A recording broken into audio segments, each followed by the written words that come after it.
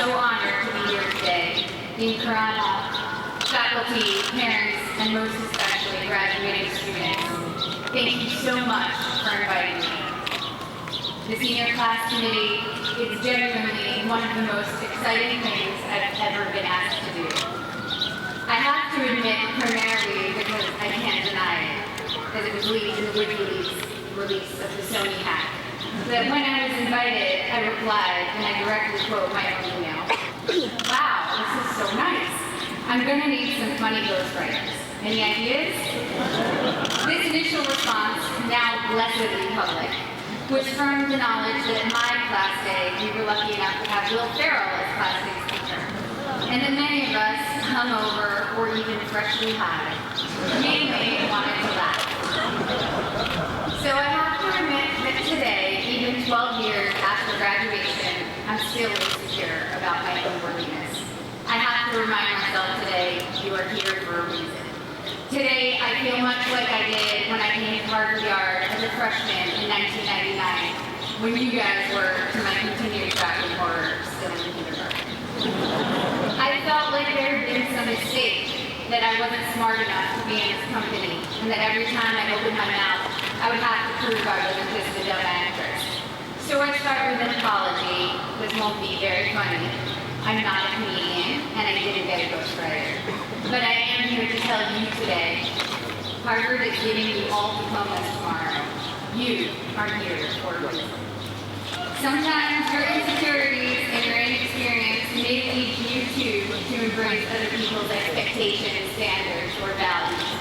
And you can harness that inexperience to carve out your own path, one that is free of the burden of knowing how things are supposed to be, a path that is defined by its own particular set of reasons.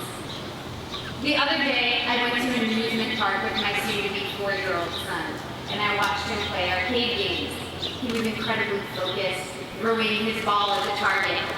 Jewish mother that I am, I skipped 20 steps and was already imagining him as a major league player with his aim and his arm and his concentration. But then I realized that when he won, he was playing to trade in his tickets for the crappy plastic toys. The prize was much more exciting than the game to get. I, of course, wanted to urge him to take joy in the challenge of the game, the improvement upon practice, the satisfaction of doing something well, and even feeling the accomplishment when achieving the game's goals. But all of these aspects were shaded by the little 10-cent plastic man with sticky, stretchy blue arms that adhered to the wall. That was the prize. In a child's nature, we see many of our own innate tendencies. I saw myself in him, and perhaps you do too. Prizes serve as false idols everywhere. Prestige, wealth, fame, power. You will be exposed to many of these, if not all. Of course, part of why I was invited to come speak today, beyond my being a proud alum, is that I've accrued some very coveted toys in my life, including a not-so-plastic, not-so-crappy one, an Oscar. So we bump up against the common trope, I think, of the commencement address, people who have achieved a lot telling you that the fruits of achievement are not always to be trusted. But I think that contradiction can be reconciled and is in fact constructive. Achievement is wonderful when you know why you're doing it, and when you don't know, it can be a terrible trap. I went to a public high school on Long Island, Syosset High School. Ooh, what's that? The girls I went to school with had Prada bags and flat iron hair, and they spoke with an accent I, who had moved there at age 9 from Connecticut, mimicked to fit in. Florida oranges, chocolate cherries. Since I'm ancient and the internet was just starting when I was in high school, people didn't really pay that much attention to the fact that I was an actress. I was known mainly at school for having a backpack bigger than I was and always having whiteout on my hands because I hated seeing anything crossed out in my notebooks. I was voted for my senior yearbook most likely to be a contestant on Jeopardy or Code for nerdiest. When I got to Harvard, just after the release of Star Wars Episode 1, I knew I would be starting over in terms of how people viewed me. I feared people would assume I had gotten in just for being famous, and that they would think I was not worthy of the intellectual rigor here. And they would not have been far from the truth. When I came here, I had never written a 10-page paper before. I'm not even sure I'd written a 5-page paper. I was alarmed and intimidated by the calm eyes of fellow students who came here from Dalton or Exeter, who thought that compared to high school, the workload here was easy. I was completely overwhelmed and thought that reading 1,000 pages a week was unimaginable, that writing 50-page pieces was just something I could never do. I had no idea how to declare my intentions. I couldn't even articulate them to myself. I'd been acting since I was 11, but I thought acting was too frivolous and certainly not meaningful. I came from a family of academics and was very concerned with being taken seriously. In contrast to my inability to declare myself, on my first day of orientation freshman year, 5 separate students introduced themselves to me by saying, "I'm going to be president. Remember I told you that." Their names, for the record, were Bernie Sanders, Mark Rubio, Ted Cruz, Barack Obama.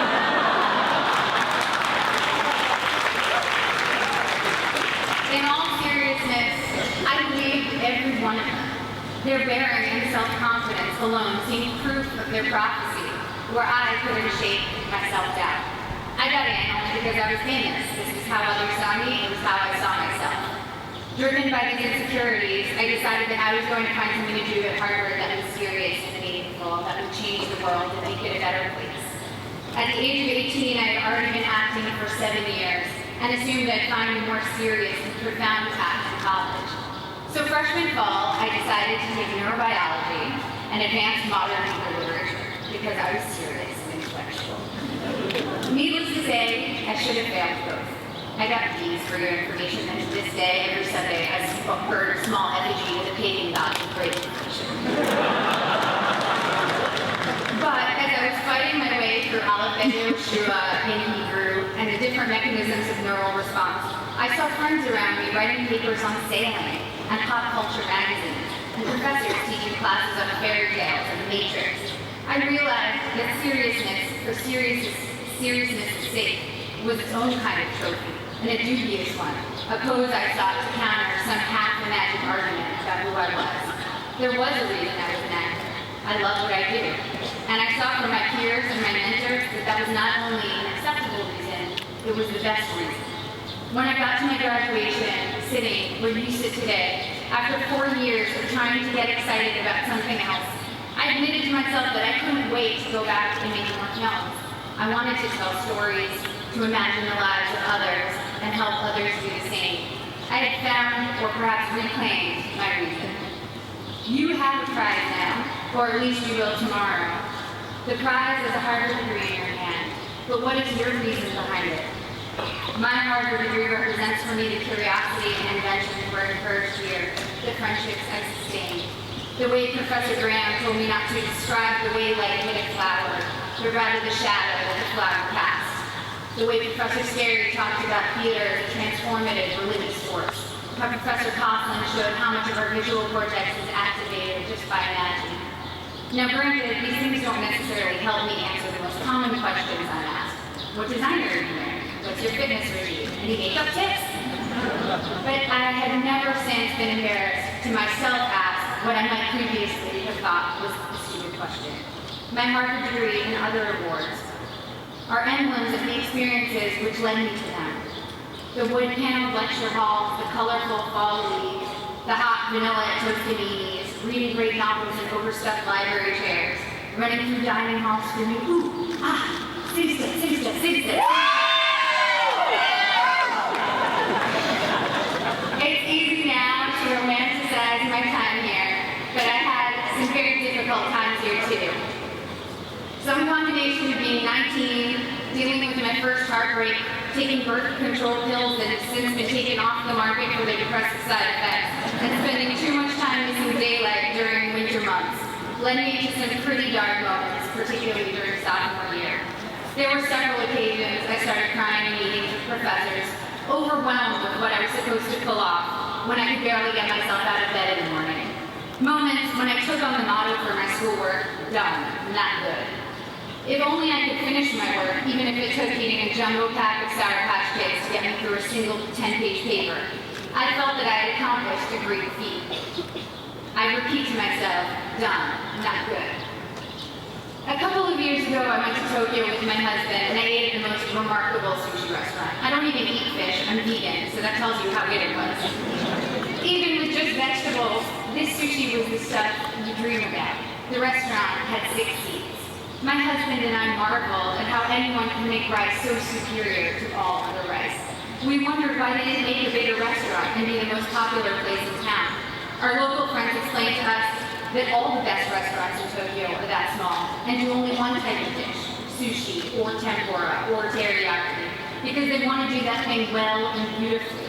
And it's not about quantity, it's about taking pleasure in the perfection and beauty of the particular.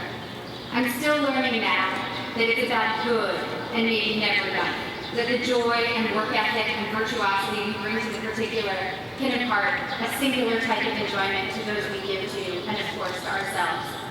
In my professional life, it also took me time to find my own reasons for doing my work. The first film I was in came out in 1994. Again, appallingly, the year most of you were born. I was 13 years old upon the film's release, and I can still quote what the New York Times said about me, verbatim. Ms. Portman poses better than she acts. The film had a universally tepid critical response and went on to bomb commercially. That film was called The Professional, or Lamb, in Europe. And today, 20 years and 35 films later, it is still the film people approach me about the most to tell me how much they loved it, how much it moved them, how it's their favorite movie.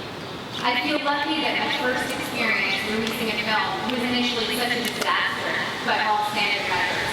I learned early that my meaning had to be from the experience of making the film and the possibility of connecting with individuals rather than the foremost trophies in my industry, financial and critical success.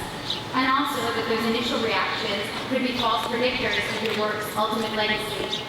I started choosing only jobs I was passionate about and from which I knew I could glean meaningful experiences. This thoroughly confused everyone around me, agents, producers, and audiences alike. I made Goya's Ghosts, a foreign independent film, and studied art history, visiting the Prado every day for 4 months as I read about Goya and the Spanish Inquisition. I made V for Vendetta, a studio action movie for which I learned everything I could about freedom fighters who in other eyes might be called terrorists, from Monopoly Baby to the Leather Underground. I made Your Highness, a pothead comedy that Dan cried and laughed for 3 months straight. I was able to own my meaning and not have it be determined by box office receipts or prestige. By the time I got to making Black Swan, the experience was entirely my own. I felt immune to the worst things anyone could say or write about me, and to whether an audience felt like going to see my movie or not. It was instructive for me to see that for ballet dancers, once your technique gets to a certain level, the only thing that separates you from others is your quirks, or even flaws. One ballerina was famous for how she turned slightly off balance. You can never be the best technically. Someone will always have a higher jump or a more beautiful line. The only thing you can be the best at is developing your own self. Authoring your own experience was very much what Black Swan itself was about. I worked with Darren Aronofsky, the film's director, and changed my last line in the movie to, "It was perfect." Because my character, Nina, is only artistically successful when she finds perfection and pleasure for herself, not when she's trying to be perfect in the eyes of others. So when Black Swan was successful financially and I began receiving accolades, I felt honored and grateful to have connected with people.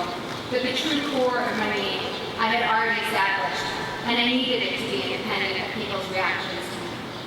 People told me that Black Swan was an artistic risk, a scary challenge to try to portray a professional ballet dancer. But it didn't feel like courage or daring that drew me to it. I was so oblivious to my own limits that I did things I was woefully unprepared to do.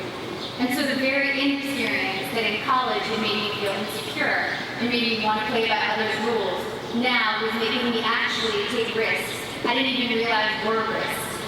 When Darren asked me if I could do ballet, I told him that I was basically a ballerina, which, by the way, I wholeheartedly believed. When it quickly became clear in preparing for the film that I was maybe 15 years away from being a ballerina, it made me work a million times harder, and of course, the magic of cinema and body doubles helped the final effect. But the point is, if I had known my own limitations, I never would have taken the risk. And the risk led to one of my greatest artistic and personal experiences, in that I not only felt completely free, I also met my husband during filming. Similarly, I just directed my first film, A Tale of Love and Darkness, and was quite blind to the challenges that ahead of me. The film is a period film, completely in Hebrew, in which I also act, with an 8-year-old child as a co-star. All of these are challenges I should have been terrified of, as I was completely unprepared for them. But my complete ignorance as to my own limitations looked like confidence and got me into the director's chair. Once there, I had to figure it all out, and my belief that I could handle these things, contrary to all evidence of my ability to do so, was half the battle. The other half was very hard work. The experience was the deepest and most meaningful one of my career. Now clearly, I'm not urging you to go perform heart surgery without the knowledge to do so. Making movies, admittedly, has less drastic consequences than most professions, and allows for a lot of effects to make up for mistakes. The thing I'm saying is, make use of the fact that you don't doubt yourself too much right now. As we get older, we get more realistic, and that includes about our own abilities or lack thereof. And that realism does us no favors. People always talk about diving into things you're afraid of. That never works for me. If I'm afraid, I run away, and I would probably urge my child to do the same. Fear protects us in many ways. What has served me is diving into my own obliviousness, being more confident than I should be, which everyone tends to decry in American kids, and those of us who have been grade inflated and ego inflated. Well, it can be a good thing if it makes you try things you never might have tried. Your inexperience is an asset and will allow you to think in original, unconventional ways. Accept your lack of knowledge and use it as your asset. I know a famous violinist who told me that he can't compose because he knows too many pieces, so when he starts thinking of a note, an existing piece immediately comes to mind. Just starting out, one of your biggest strengths is not knowing how things are supposed to be. You can compose freely because your mind isn't cluttered with too many pieces, and you don't take for granted the way things are. The only way you know how to do things is your own way. You here will all go on to achieve great things. There is no doubt about that. Each time you set out to do something new, your inexperience can either lead you down a path where you will conform to someone else's values, or you can forge your own path, even if you don't realize that's what you're doing. If your reasons are your own, your path, even if it's a strange and clumsy path, will be wholly yours, and you will control the rewards of what you do by making your internal life fulfilling. At the risk of sounding like a Miss America contestant, the most fulfilling things I've experienced have truly been the human interaction. And of course, first and foremost, the center of my world is the love I've shared with my family and friends. I wish for you that your friends will be with you through it all, as my friends from Harvard have been together since we graduated. My friends from school are still very close. We have nursed each other through heartache and danced at each other's weddings. We've held each other at funerals and rocked each other's new babies. We've worked together on projects, helped each other get jobs, and thrown parties for when we quit bad friends. And now our children are creating a second generation of friendship as we look at them toddling together, haggard and disheveled working parents that we are. Grab the good people around you, don't let them go. The biggest asset this school offers you is a group of peers that will be both your family and your school for life. I remember always being pissed at the spring here in Cambridge, tricking us into remembering a sunny yard full of laughing frisbee throwers after 8 months of dark, frigid library clothes. It was like the school had managed to turn on the good weather as the last memory we should keep in mind that would make us want to come back. But as I get farther away from my years here, I know that the power of this school is much deeper than weather control. It changed the very questions I was asking. To quote one of my favorite thinkers, Abraham Joshua Heschel, to be or not to be is not the question. The vital question is how to be and how not to be. Thank you. I can't wait to see how you do all the beautiful